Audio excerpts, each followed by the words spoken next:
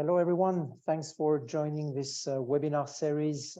So it's a series of 3 webinars we have in November to present our technology and more precisely pSeven enterprise solution. So welcome to all of you. I'm here on stage with my colleague Anton Saratov, head of application engineering group at DATADVANCE. Hello, Anton. Hello. And I am the host for this today session. My name is Laurent Chec, and I am the Vice President of Sales at DATADVANCE and General Director of the headquarters in France. So without further delay, I will engage with a few slides, and then we'll pass the ball to my colleagues. So the first edition for today is about automation, optimization, and democratization using low-code environment. And before we dive into this topic, and I'll let the ground to Anton, then I will say a few words about the company. Before I forget, let me also tell you that this session is recorded, and then we will have the recordings available in few days after the end of the session. And then also please keep in mind that you might ask any question you have during the session. We have a Q&A part which is planned at the end of today's session. So to ask your question, just use the Q&A menu in the main bar, in the main menu of the Zoom application. And this is where you can post your questions. We will keep all the questions for the end, and then I will share that with Anton if any questions are asked to him. So let's engage. So first of all, a few words about DATADVANCE. Many of you might know us. We are specialized in design space exploration, optimization, and machine learning AI. And since 2 years now, we have also released a new platform, a cloud collaborative platform dedicated to engineering activities. So that's the topic of today. As you know, we are a spin-off of Airbus, so we come from the industry. That gives us, let's say, or these roots gives us some knowledge in key disciplines specific to that industry, aerospace industry, like mechanical engineering, CFD, and others. So we like to dive into the engineering problems, of course, to solve them using our technology. We are headquartered in Toulouse, in France. We rely on a channel of resellers and partners worldwide to distribute our solution. And we have today customers in all industries. Despite the aerospace origins, our technology makes sense in any kind of industry. It's not specific to any industry or discipline. Let me say a few words about the product line. We started with very advanced algorithms in the field of optimization, machine learning, AI, under the brand pSeven Core. So pSeven Core is a Python library. It has no user interface, and you can use then Python to build predictive models or to run optimization campaigns. A few years after the release of pSeven Core, we have released a pSeven, let's say, desktop application. So this is the graphical environment that some of you might know. So it brings an additional graphical layer on top of pSeven Core to facilitate the setup of optimization or machine learning AI task. So we're going to spend some time talking about the user interface today. So I will not further describe what it is. And more recently, so in 2020. We have released pSeven Enterprise, which is a cloud environment made for rather large deployments, let's say, for multiple teams and profiles in most of the time large organization. So this framework, this architecture brings some collaborative capabilities and features, which we will explain today. So pSeven Enterprise has different working environments. So first of all, pSeven Enterprise Studio. So that's what you can see on the front. It has let's say a look and feel which is very similar to the desktop application. So you can build your engineering workflow by drag and dropping blocks from the block library to the workspace, and without any coding necessary, you can link these blocks together. So this is kind of no code approach here for the workflow orchestration. As for the block itself, this is low code. So most of the blocks require a little bit of scripting and programming. It's essentially based on Python, except those native blocks from the native library which are designed for design space exploration or for logical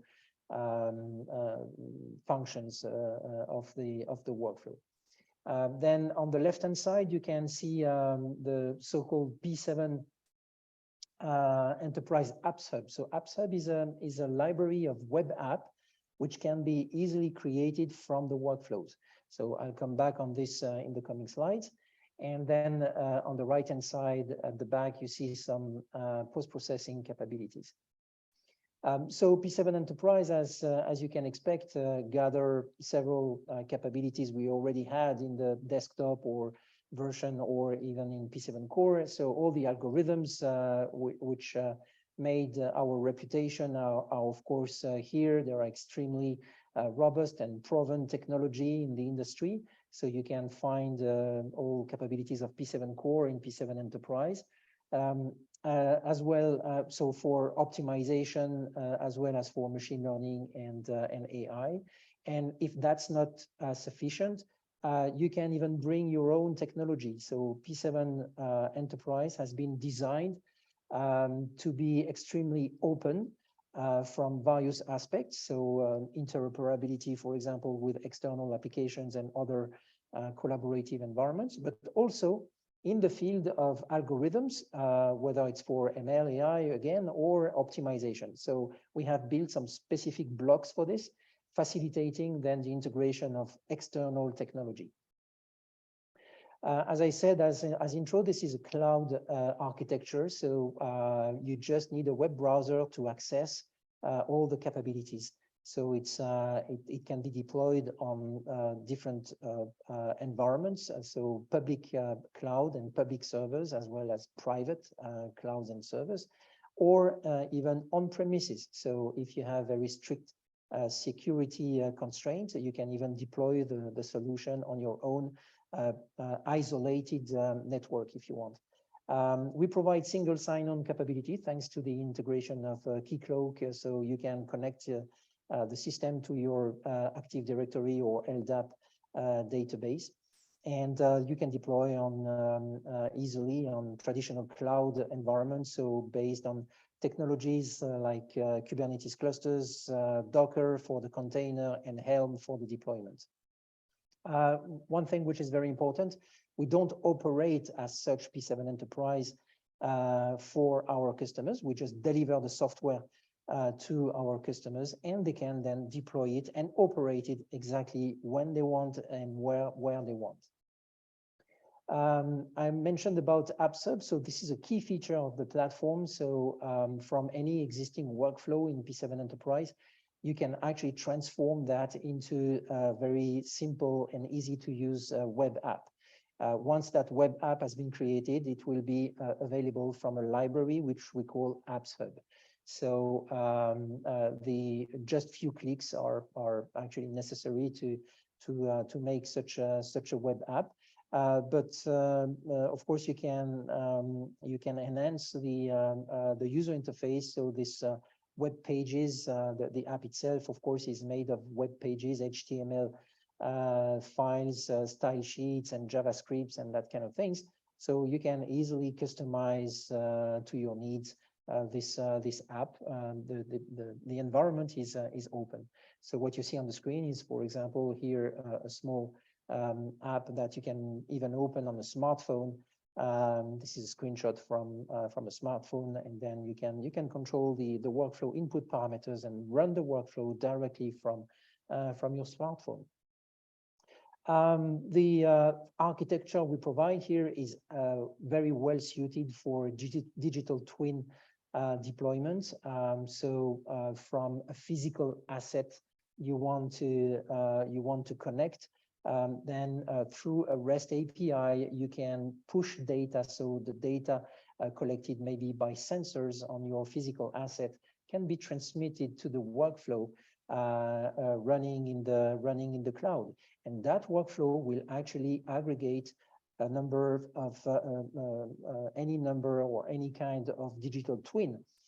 So the digital twin in question here can be machine learning AI based, or based on physics, like high fidelity model like finite element simulation, or system simulation, and a combination of all of that.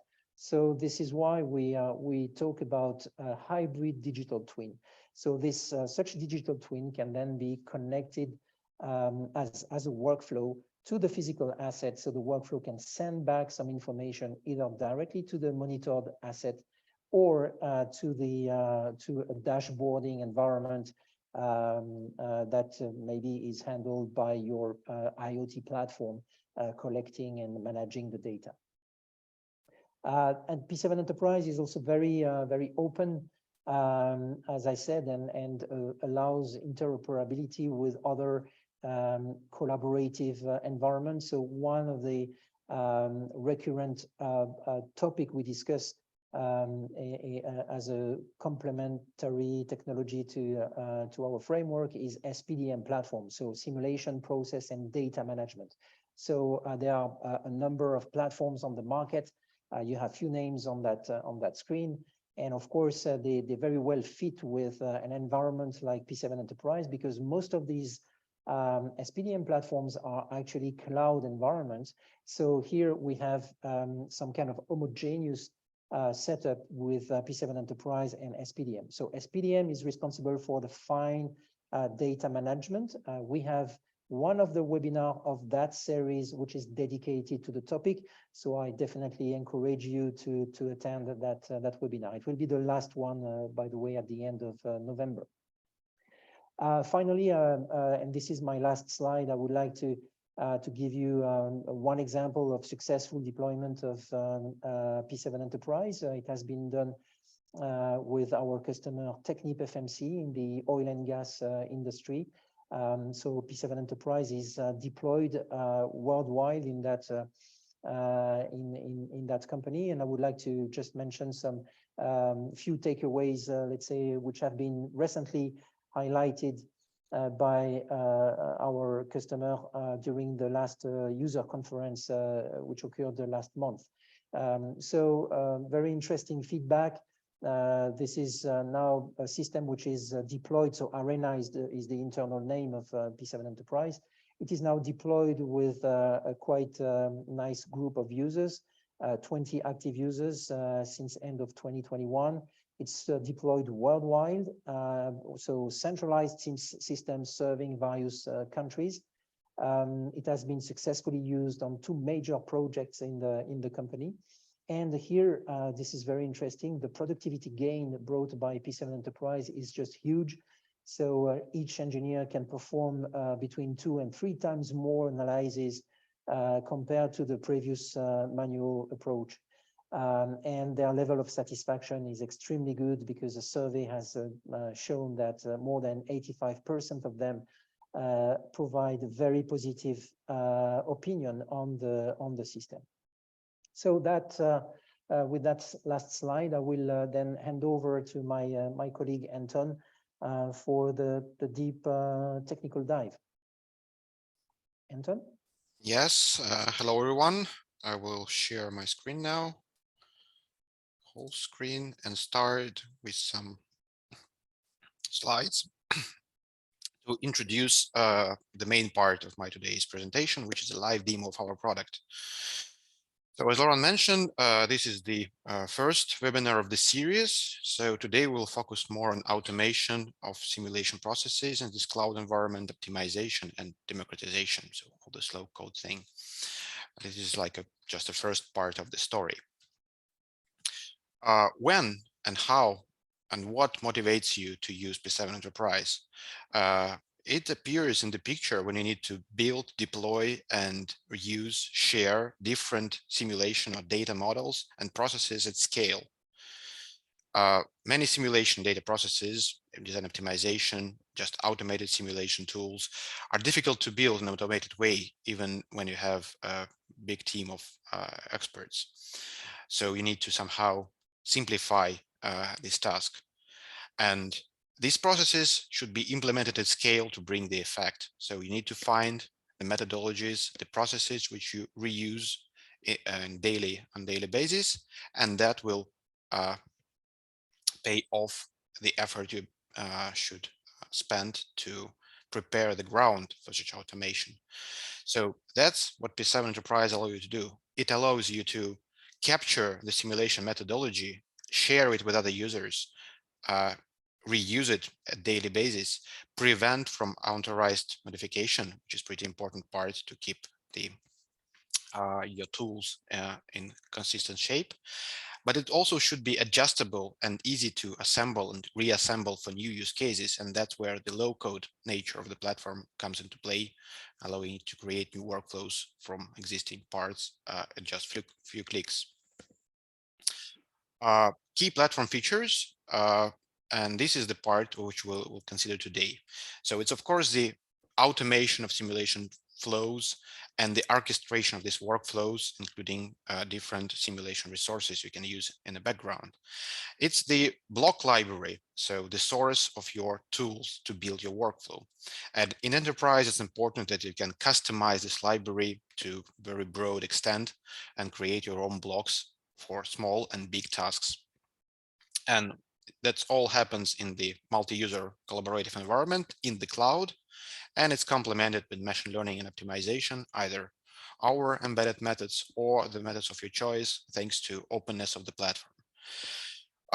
You see the gap in the middle, and that will be the part of the second webinar of the series, which will be more about how you can deploy your workflows as apps, as web services, how you can integrate them with other tools, thanks to API, and kind of distribute your methodologies of simulation in a form of workflows at scale, even for unexperienced users. But today we'll focus more on automation and optimization itself. So what do we have? We have a full cloud workflow authoring and orchestration engine. It consists of blocks. Each block is the part of the workflow which perform particular step of your process. It may be auxiliary, it may be something which allows you to run your simulation tools. It may be analysis blocks, blocks which drives your optimization cycles and so on. It's visual programming, so you can actually operate with your blocks and settings in a visual format in a low-code paradigm. So blocks should be tailored for your needs. And it includes all the useful tools to make your workflow automation actually flexible and powerful, including parallelization, error handling, logic operation, loops, and so on. And more features here are coming soon. Some of them I will show you today in a pre-release mode. Multi-user, of course, if we're talking about scaling our methodologies, sharing them, we should have a multi-user platform, and the pSeven is truly multi-user. On the animation, you can even see how two users operate on the same workflow at the same time and see the differences which they bring to the same workflow. So you can share your workflow with your team or create it together. Users to whom you share your workflow can use it as a part of their own studies, stacking these workflows in a bigger picture and reaching the true multidisciplinary approach when different subdomains are prepared even by different people. And in the end, the workflow can be used to create these engineering apps to publish to Apps Hub. Customization. at the level of block library is something that we consider now as a very important part of our story. Of course, there should be standard blocks in the library which allow you to perform standard tasks. But the openness of pSeven Enterprise allow you to actually revisit the approach of creation custom blocks. It's not anymore just the connectors to your tools. No, it may be even the story when you cover the particular step, the particular part of your simulation methodology in the form of the block. So you just not connect to simulation tool, you connect to simulation model or simulation model template and use it as a ready block for your workflow. Laurent mentioned the success story by Technip, and I encourage you to check the recording from the user conference, because that's one of the key aspects that bring them to the effect we saw. Workflow execution and orchestration. Yeah, of course, we expect all standard things from cloud computing. So you can fire and forget, or launch your simulation, close your window, go home and receive the email notification that your calculation is ready. You may run simulations at scale. You don't need to bother about the simulation resources, because there's a cloud architecture behind, and it scales and deploys automatically thanks to resource management. Important, maybe the key aspect of workflow orchestration in pSeven Enterprise is the heterogeneous environment. Typically in the cloud, we run our processes on some virtual machines, containers, all those virtualization things. But Enterprise, as a tool specially designed for engineering needs, allow you to attach additional resources, and namely Windows machines, we call them extension nodes, to the general pool of resources, and offload some tasks, some blocks, to such dedicated Windows machines. That's something unique, because it's not very typical to any cloud-based solutions, but it's actually mandatory for engineering tasks, because we know that big part of our tools, simulation tools, can only be run on Windows, and without that mechanisms, the platform will just lose a big part of its benefits. Live demo. It's better to show once than to talk for an hour. And here is the use case or story behind the live demo part for this webinar and for the next one. It's a continuous manufacturing story, pultrusion process. The process where we constantly pool our material with the fiber. We heat it in a specially formed chambers to form the profile, and with the heating we cure, we polymerize our material in order to get our rigid extended construction parts. This is a pretty complicated physical process. So we have chemical processes, heat transfer, we have deformations due to all the post effects.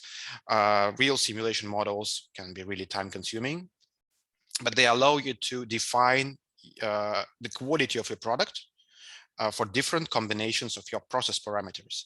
So it's not our maybe story that most of you are used to. It's not a design in terms of geometry or shape. It's design of the process where our process parameters are our variables. It's a pulling speed, so how fast we produce, and it's also our goal to increase this pulling speed. It's the temperature of material. We cannot control it, but we can specify it in our simulation. And our control parameters, which are temperatures in the chambers, heating chambers, and they affect the process. So we cannot make them too high, because we will overheat our product and it will be not that good in the end. So it's our limit. We cannot overheat. But we should hit it in the way to reach the most the highest polymerization rate, the cure rate, in order to get the most rigid object in the end. And we have a stress limitations. So we need to pull it as fast as possible, and we heat it in that way to reach all the constraints coming from technological limitations. That's our story. Why this story? Why not geometry? Why not CFD or standard stress analysis? Because in this story, we have several scenarios, and we can use it for this webinar and for the next one in combination to show how you can exchange the data, exchange the workflows, and reuse them in the different stories. Of course, we have a simulation process automation. So we have a simulation model. We need to organize the process of simulation where we input our parameters and we get our results after the chain, which launched the solver and so on. The good thing with this process is that it is similar for different shapes of our product. So actually, it's another parameter, just which submodel to choose for different shapes of the products. The inputs and outputs are known and fixed because that's how the equipment works. So first part, create your simulation process and make it automated. From that, we can derive the story of parametric studies, so standard design of experiment to collect our data table, data source, data sample for further analysis, check how our model behaves for different combinations of parameters in the broad ranges. Or, and that's kind of the goal of today's meeting, we can actually solve the optimization problem. We can try to find the optimal process parameters in order to reach the maximum performance under the given constraints. Of course, both parametric studies and optimization should be based on our automated workflow for single simulation. So that will be the part for today, but as an announcement, we can go further. By the way, you can see that colors of the persons behind each study are different. It's an attempt to highlight that different people can run and create such workflows and studies.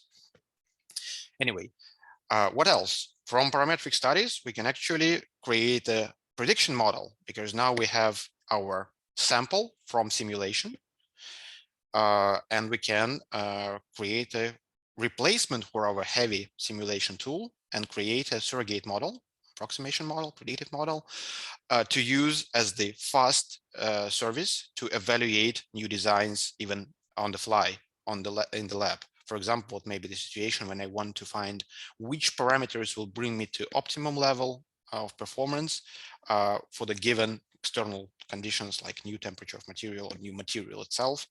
Or I just want to check what if I will set particular technological parameters, what will be the expected quality of my final product. All of these stories, in fact, can be linked with external tools. It may be SPDM for simulations and track how our model evolves. It may be data streams if I'm talking about the online predictions, so I can actually listen to some sensors in the lab and automatically generate responses for that. Or I can just use external data sources, for example, to train my model not on simulation data, but on the data gathered from actual equipment. So in this case, simulation part will be absent. So variety of scenarios. Let's check it live. What we will check today is the workflow interface basics, because it's the first webinar where we dive into enterprise in live. We will check how the automation execution of solver can be organized with a standard text program text approach when we have input file, solver in batch mode, and output file with the use of Windows node to execute a solver. From that, we will check what can be the options for custom block usage. So where is the place of custom blocks in this automation of our processes, and switch to parametric studies to check how we can run our simulations in cycles, embed one workflow, namely the simulation workflow, as a reference in the another workflow. This is a mechanism which enables true collaborative work on the big workflows. And in the end, we will check optimization setup and result analysis, how it works in pSeven Enterprise. Let's switch to interface. Here it is. What do I have here? I have here my browser from which I connected to pSeven Enterprise interface in the cloud. This is our cloud for demo purposes. The target deployment is on premises, so inside your network. That's pretty important, especially when we remember about customization. So you have your baseline platform with blocks which we prepared, all the mechanisms behind, all the tools, and then you can add your layer of customization to make this platform more suitable, tailored to your particular needs and processes with the existing tools to customize the platform. So what we can do, we can create a new workflow, a new report. We can browse our recent workflows, check our runs. Mine were all successful. It's not that often. And we have our file storage on the server where we have our workflows and where we can set up the shared access rights for them. To start with, I probably should create a very simple workflow just to highlight the concept of workflow engine. It will be naive example, just to give you the flavor since it's the first real meeting. So what we have in the new workflow, we have nothing. We have a canvas where we can put our blocks from block library and actually connect them with the links. Let's make something very simple, just again to show the idea of the block which you can add to your workflow. So this is my block Python script, one of the most generic blocks, because as you can guess from the name, it's the block where you can create your script which will perform some actions. I will create a very simple script because I don't care about the complexity. It's more to show the idea of connections and blocks. So it's just a function, which is a sum of two inputs. I now need to create external variables of my block, which are internal variables of my script. And say that x1 and x2 are my inputs, f is my output, and that will be the end of my setup here. Very simple block. Now I can see that block has in the block info panel x1 and x2 is inputs and f as an output. Ports are highlighted as red. They are not connected, and therefore the block won't be able to start because nobody passes him the information about the values of these parameters. So since I will create a workflow of only single block, I just need to connect them to inputs of the workflow and to the outputs of the workflow. It may be done in one click for the block, and you can see the link will appear. Now I have my very first workflow to be used. Here I have a transfer of data from user input to the block. Now block will receive all inputs it needs and will start the execution. That's a workflow, data-driven workflow engine. So all blocks are executed when and only when they receive all the required input data. I can set my inputs to 0, 0, and 1. Sorry, misclicks, 1 and 2. And it's ready to be executed. So that's the concept of creating capturing your process in the form of the blocks. Yeah, here my block is naive, but you can imagine there can be many different blocks which do different steps of my process. And actually, we have our simulation to be captured as the automated workflow. So I will switch to already existing workflow for simulation. It's a chain of single evaluation of my model. So I should specify my inputs, 4 of them, as you may remember: cooling speed, temperatures of the die chambers, and the external temperature of material. I need to prepare my input text file, since we are trying to automate our batch mode execution of the solver. I need to pass this file to our block, which will perform the execution of the command line where I run my solver. And in the end, I grab the result text file and parse it to get my output values. So for the user, it will be 4 inputs here and some outputs for outputs in the end.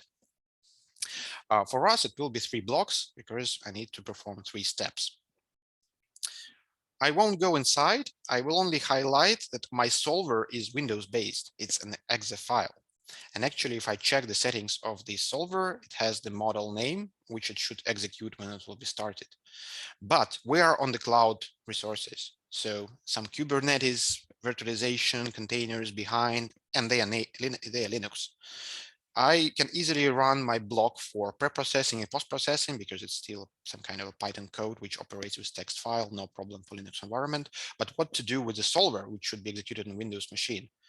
And that's where this pSeven architecture comes into play. I have a dedicated Windows machine attached to the same resources pool which pSeven controls in this deployment.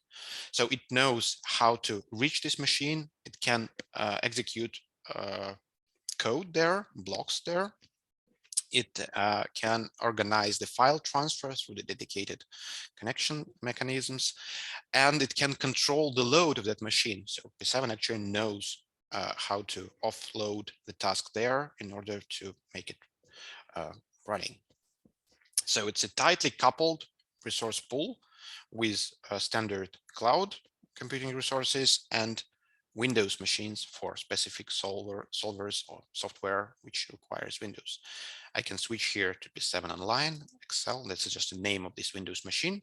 And now when the workflow will be running, this block will be running somewhere. We don't care because any Python will do. This one will actually go to this Windows machine and execute, and this one will post-process again on any resources.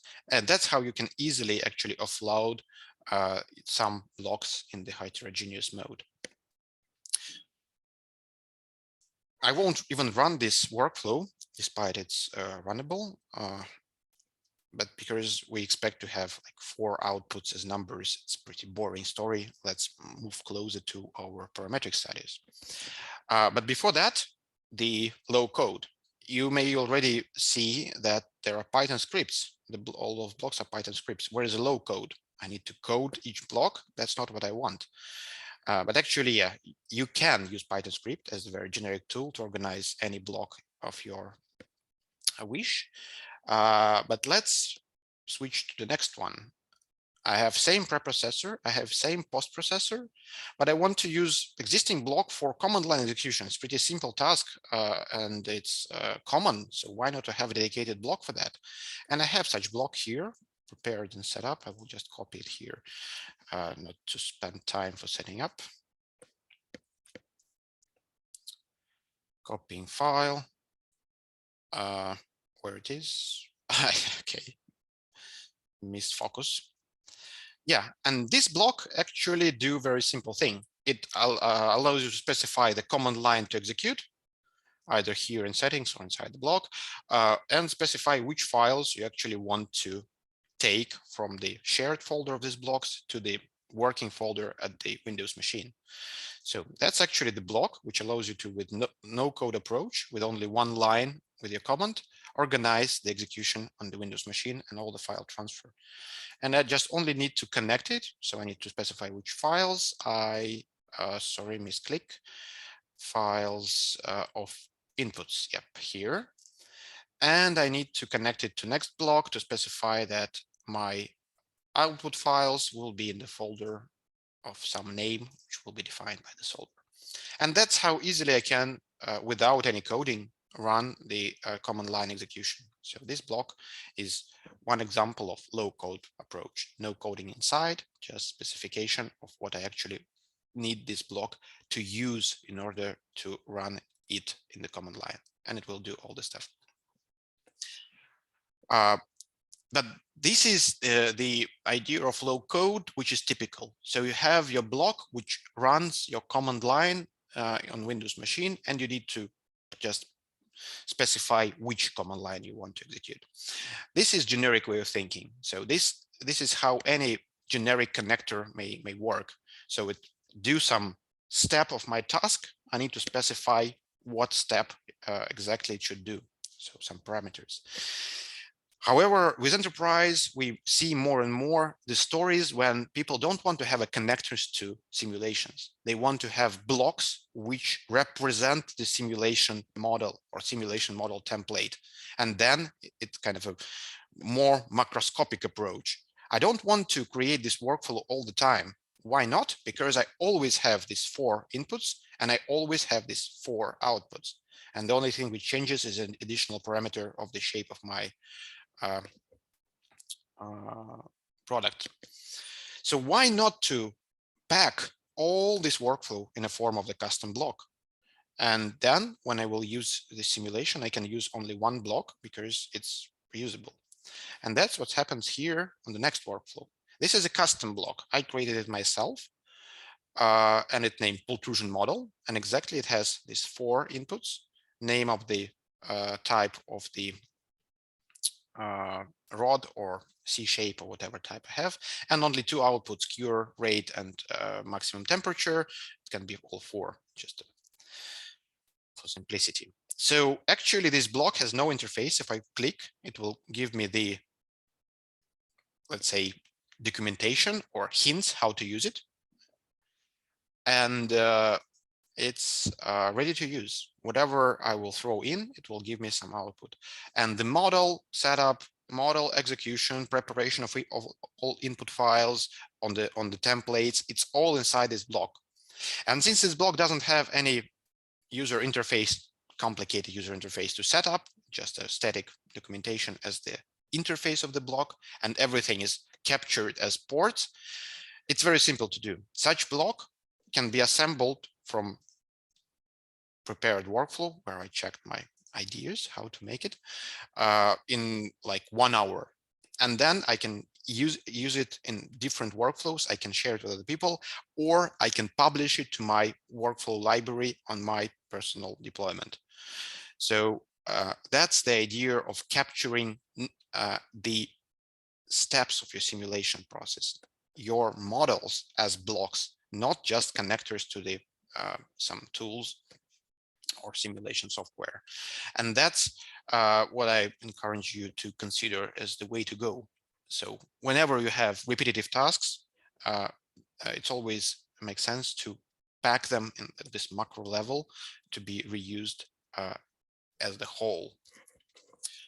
And since these blocks are easy to make, why not? You may ask what to do if I want to make an interface for my user block. That's also possible. It's just more complicated, and in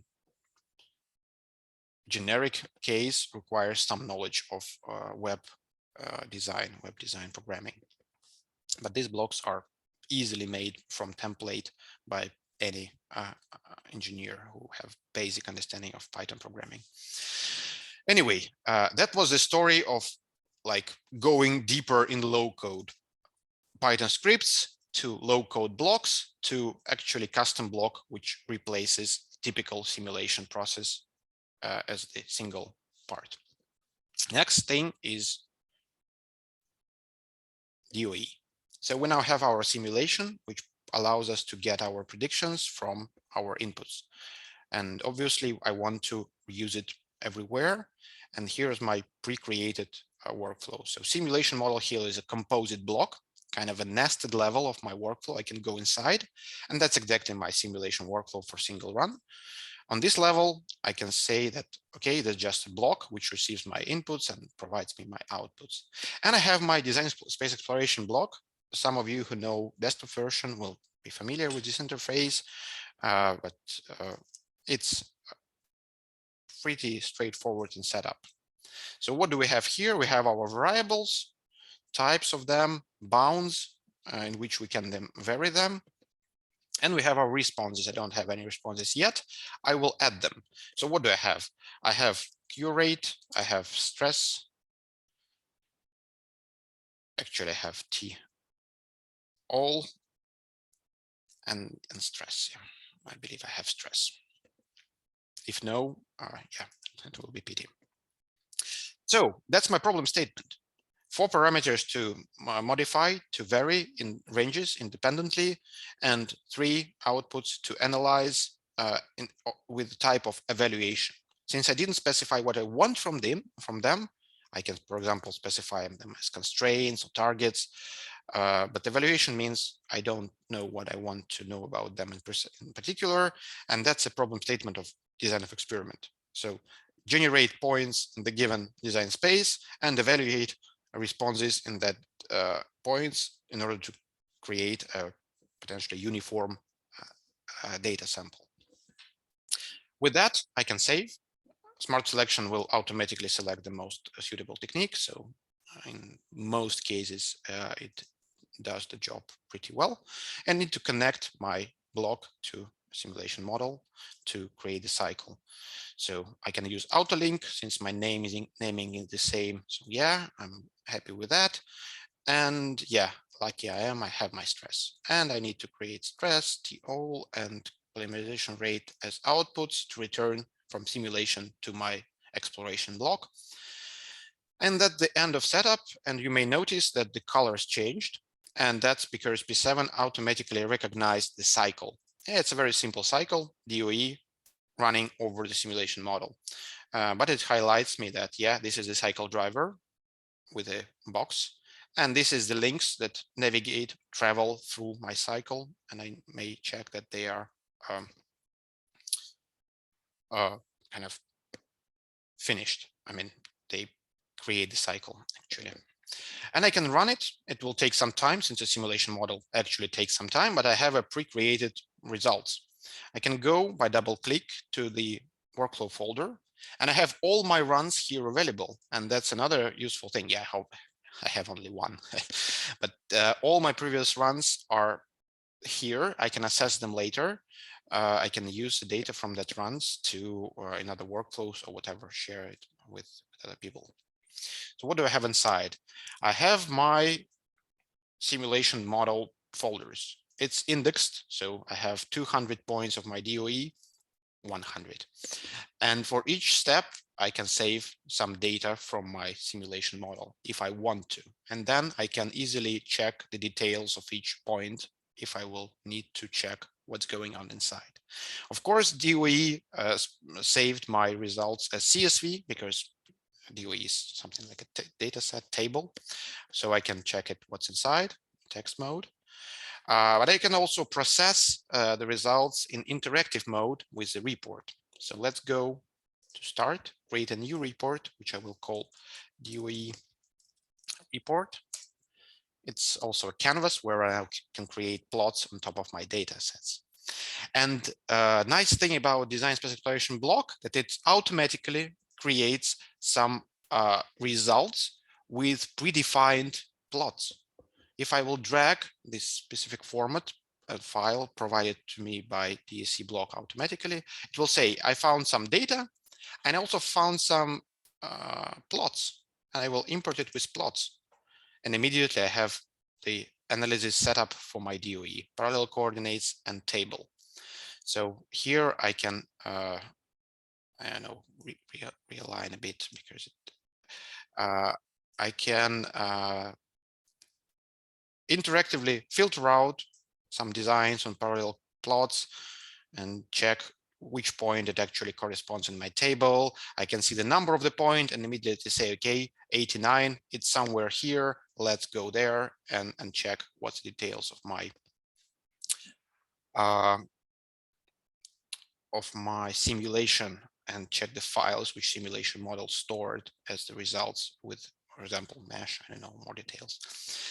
So that's how your analysis may work. So you can use the auto-generated reports with the plots and simply drag this file to reporting and interactively explore your designs. Here, going back to my workflow, I have my simulation workflow as a copy, a part of my DOE workflow. Yeah, it's just copied inside. So this composite block is very useful. It's useful for simplification of the visual representation of the workflow, so creates levels. It also contains specific settings to run it in parallel mode, so we can actually throw not one point to the block, but many points at once, and with one click, literally one click here. Okay, 4 clicks for parameters, say that this block should be executed in several copies. Default is 2, you can modify, and your full input set will be processed in 4 parallel flows, threads, and in the end, you will get your full table 4 times faster if your resources and licenses for the solvers allow that. But it's still a copy.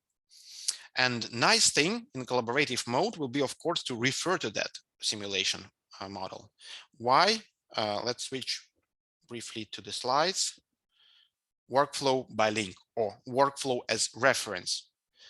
That comes into play when one person creates your simulation workflow and another one wants to use it as a source of results. And the owner will maintain the initial workflow, and it should propagate to all the final users of it and to all the workflows where it's used. Of course, in this case, you don't want to copy again each modification. And there is a special mechanism, workflow by link, workflow by reference, which allow you actually to assess another workflow through specific block and link it for execution as a part of your master workflow, with all the nice benefits of parallel processing and verification of consistency of ports. That's incoming feature expected next month, but now I have a prototype to be shown. So same story, same DSC block, and here how it looks. I will collapse these guys and these guys probably also. I will keep DSC block, same setup. It will output me 4 requests, wait for me for 4 responses. But here in the block of workflow by link, I can go inside and actually say, I want to connect to some other workflow, not to modify it, but to use it as a kind of black box solver here. And go to my workflows, search for the one I need, pull intrusion potentially will be the proper keyword. Yep, and the simulation should be somewhere here. Too many examples. Yeah, well, this one will do. The one I choose my workflow, go to my parameters, and immediately it loads me the inputs and outputs of the workflow I refer to with the default values.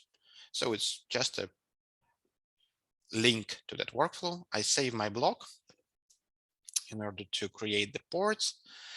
And yeah, you can see that 4 of them has values that are defaults coming from my simulation work.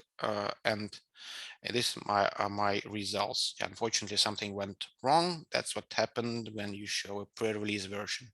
But I guess the idea is clear. This port should be propagated, and I can replace my copied workflow with a linked workflow. What next?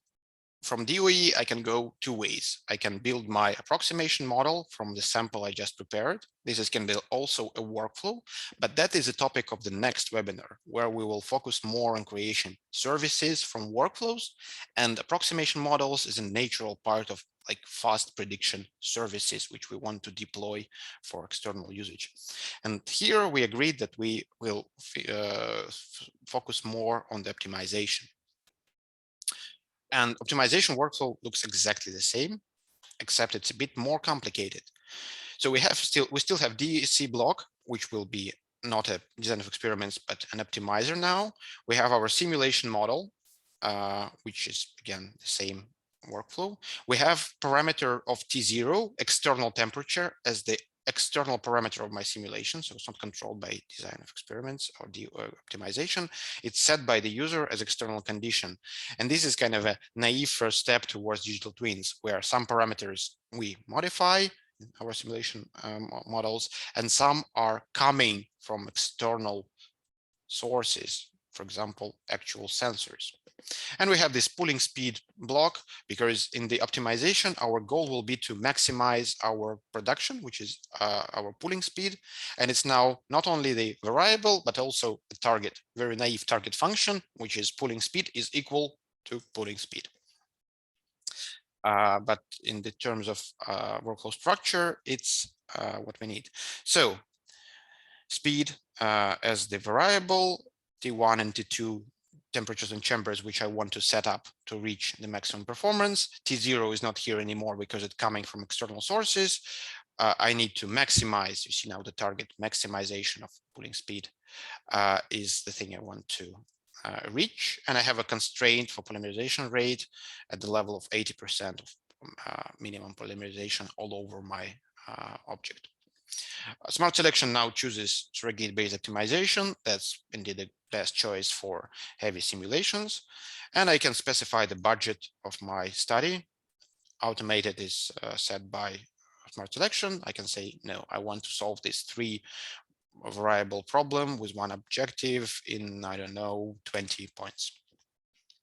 And that's how I do my setup of optimization. Actually, I may have used my DOE workflow and simply change the types of the responses from evaluation to maximization for pooling speed and constraint for cure. And that will be a reuse of the same workflow, but now not in DOE, but in optimization. Here I have, separate workflow. So direct calculation of pooling speed. So pulling speed in, pulling speed out, just to make it as a response from some simulation, and actual simulation model and a second subcycle, let's say, where I can calculate actual physical responses and some auxiliary block to save in a convenient form to my working folder, absolutely auxiliary, just for demo purposes. They can actually customize the way how you save your results. Same story. Optimization can be executed, will take an hour, so we cannot spend this time now. In the runs, I have my results, and I have a pre-created report somewhere where I used absolutely same story, but now I have my convergence history as the additional plot to check. Okay, actually, this one was solved for 80 evaluations. Global search phase and convergence to potential best optimum. Feasible points are highlighted with green. Here I can, as we saw on DOE story, choose one point. This one looks okay. It will immediately propagate to all other plots. Parallel coordinates, not very useful for optimization results analysis, and to my table. So 70s iteration seems to be the best. What I can do here also, of course, I can choose this line, control copy it, go to my text editor or Excel and paste it. And that's how I easily extract particular values to some external tools. Of course, I can also download the files with the results from pSeven as tables, but that may be for more generic cases. Here, I just copy pasted the best configuration. And that's the end of our story. So what we did, we started from simulation based on Python scripts. We checked that we can actually use not scripts, but low code blocks, which doesn't require any programming, to replace some standard parts of my simulation flow. In many cases, we can say, yeah, this is a repetitive workflow, not a repetitive task. And let's cover the whole workflow, the whole model in the form of custom block and reuse this block. And then we can easily stack our workflows in this nested manner or with the workflow by link in order to perform the DOE studies optimization, or just incorporate submodels into bigger models and create really complicated workflows.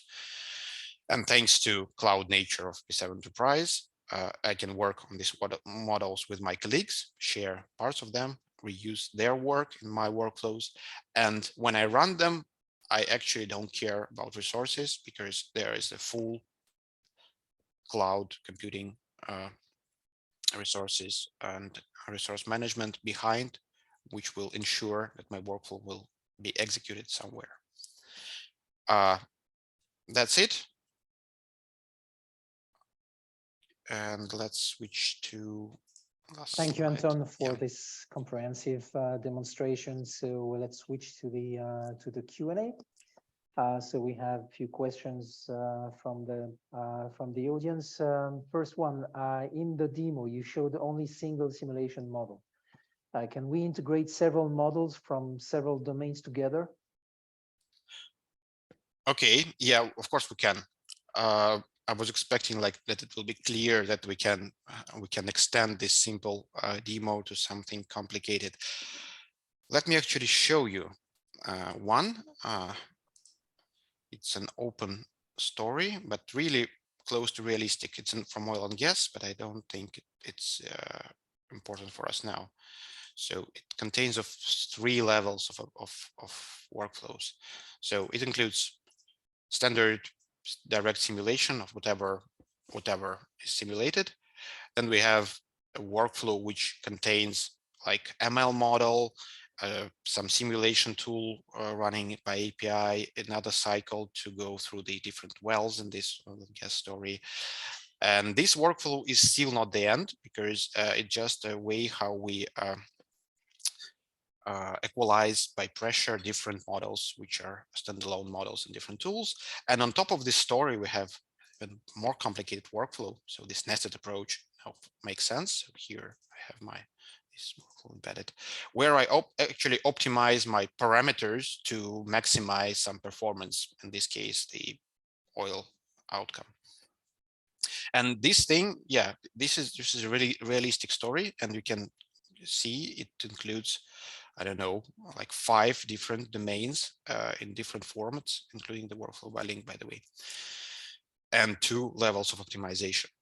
Main one for performance optimization, and additional one as a auxiliary task to synchronize different models. So yeah, no limits to complexity of your model, of your workflow, and you can embed different models of different tools, different disciplines into one big story. Mm. And no limits in the number of layers, nested workflows neither. No. Yeah. I mean, in theory, you can reach the cluster size, but you need to spend some time to build that complicated workflow. Yeah, the limit is the system itself. Okay, next questions. Can I run my simulation on HPC cluster, or is it only Windows? Okay, yeah, I didn't cover that also. So yeah, so what we have in terms of resources, pSeven itself and its resource manager, resource balancer, controls 2 pools of resources. It's this pSeven cluster where it's deployed. It can be pretty big because some blocks can be pretty resource consuming, like specific post-processing or whatever. And these Windows nodes, which are like attached to this resource pool and are also under control of pSeven. But of course, there can be simulation resources, computational resources, aside of this pSeven kind of cloud cluster. For example, HPC. And you can use the block, which actually connects to that external HPC and offloads your simulation task there. We have, by the way, such local block as the in our collection of like shareable blocks. And it will simply send your simulation task to HPC manager, and it will do what it does. So put it into the queue, and we will track that the queue is processed. And when the simulation is over, we will grab the results. So that's also possible. And the third option, we can use external cloud computing resources, for example, Rescale. So we can create a block which offloads the task to this on-demand cloud computing tools. And we have experience and customers who who use that. So yeah. Absolutely. Okay, next question. Who can develop blocks? Are they in Python? Okay. The blocks I showed, where you don't have a complicated or complex user interface for setting up the block, can be developed in Python based on template, which we typically provide with basic knowledge of Python. So it's intended to be used by simulation engineer. Then actually there is no limit to your complexity, and you may go further. You're not even limited to Python in theory. Yeah, we provide all our examples in Python because everyone knows Python, but actually the block for the platform is just a service. So if you go wild and in the full development mode, you need only to satisfy the block to platform protocol, and then whatever you want, you can implement. Intermediate step is the Python all those services are prepared for you in our template, and you create your customized user interface for edit time, which captures the process, how you want to set up your block. In this case, you may need an assistance of a UI developer. But on the other hand, we have customers and people inside the company who are engineers, but they're capable of designing such user interfaces. Yeah, thank you, Anton. Next question. You mentioned external data sources. How are they used for optimization? Yeah, this story with external data sources and external control of the workflows is actually a topic for the next webinar.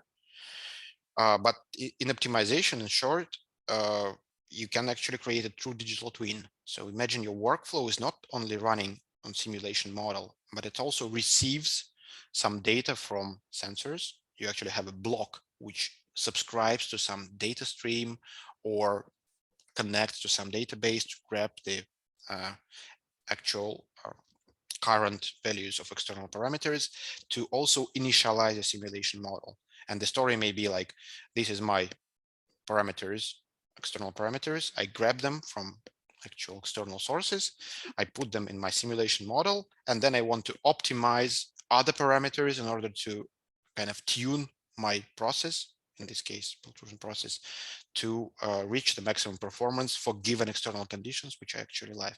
We will check it more in more details, and I will cover it in more details in the second webinar. Mm-hmm. And this is the last question. Can I use my own optimization code with your block? You can use your own optimization code, but not with DSC block. So DSC block is, since it uses smart selection, which is part of our optimization and DSC library, it's pretty tightly linked with our tools.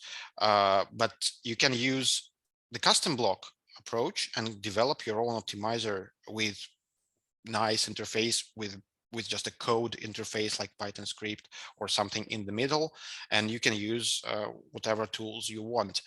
We already have in our Python behind pSeven some open source packages included, modules included, and in theory you can use even some third-party optimizers.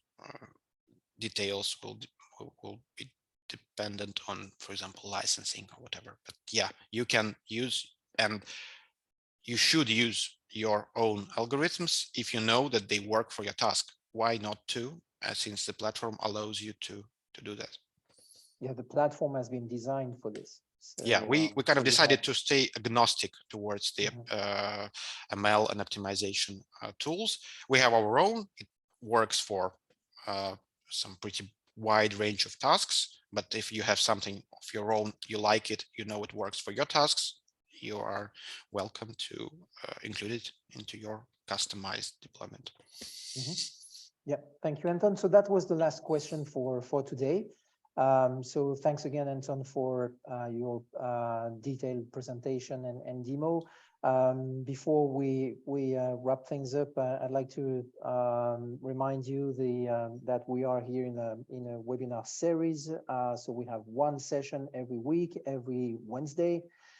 Next one is next Wednesday on the 23rd.